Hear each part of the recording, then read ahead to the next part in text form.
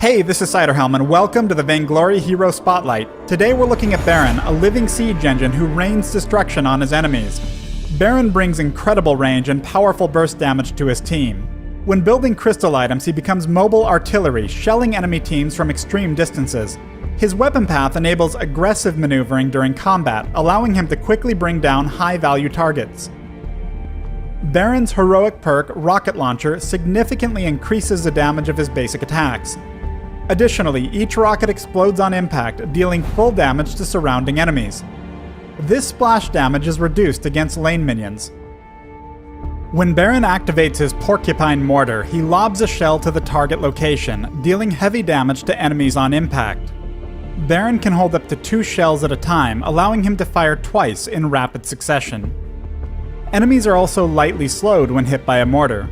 When purchasing red weapon power items, the strength of this slow is greatly increased. On the other hand, blue crystal power items extend the range of this ability, allowing Baron to shell enemies from greater distances.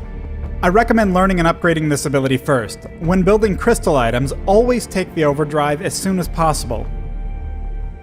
After powering up his jump jets, Baron launches to the target location, then gains a burst of movement speed. His next basic attack after landing fires quickly and reloads instantly, allowing him to fire 2 rockets in rapid succession. Blue crystal power items greatly extend the range of this ability. However, Baron takes longer to power up for jumps the further away he is from his destination. Red weapon power items reduce and eventually remove this power-up time. Additionally, each basic attack reduces the cooldown of jump jets, allowing weapon builds that focus on basic attacks to use this ability more frequently. The overdrive for this ability grants Baron immunity to most negative effects while in flight, and for a moment after landing. I recommend learning this ability at level 2, upgrading it second, and taking its overdrive when dealing with teams that have strong stuns or other crowd controls. Baron's Ion Cannon ultimate allows him to mark a location for an orbital strike. A few seconds later, the location is obliterated, dealing massive damage to all enemies in the area. This deals full damage to enemies near the center, while dealing reduced damage to enemies near the edges. Enemies can see and hear the moment Baron activates Ion Cannon, but only his allies see the targeting marker. The actual location of the strike is not revealed to enemies until immediately before impact.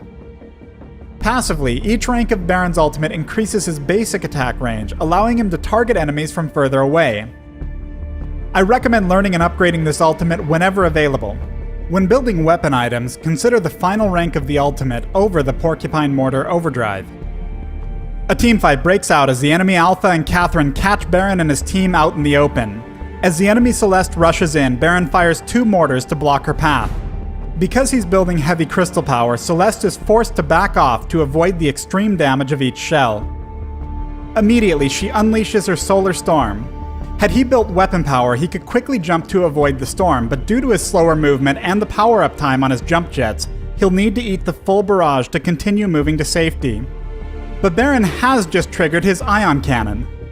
Despite outranging Celeste, she moves quicker and strikes faster than him, and his only chance to take her down depends on landing this ultimate. As the Ion Cannon's location is revealed, Celeste has already started moving into its impact zone to avoid another mortar shell. Many heroes can easily avoid getting hit by any individual mortar shell, but this very trait makes him fantastic at driving opponents into his Ion Cannon or another mortar shell. On pure instinct, Celeste backs away from the Ion Cannon, getting annihilated from both impacts. Alpha and Catherine move in, sealing Baron's fate. By splitting the team at the start of the fight, Baron was forced to spend his time covering his weaknesses rather than positioning for his damage and zoning. During this match, Baron and the enemy Jewel have been massive threats, with each team setting up to play to their strengths. Baron and Arden prepare for the inevitable fight as Saw baits the enemy team. The moment they dive in, Arden brings down the gauntlet. At this moment, Saw has already been stunned by Catherine and now rooted by Rhyme. However, Arden has managed to stun Jewel in the gauntlet walls, providing the only real chance Saw has of staying alive. Right now, Baron has 2 huge things going in his favor. First, the gauntlet walls allow him to safely stay close to the fight. Second, because Rhyme and Catherine are both focused on finishing Saw off, he knows exactly where to aim his mortars. He's already hit Rhyme once, and as the second shell lands, he'll hit him again.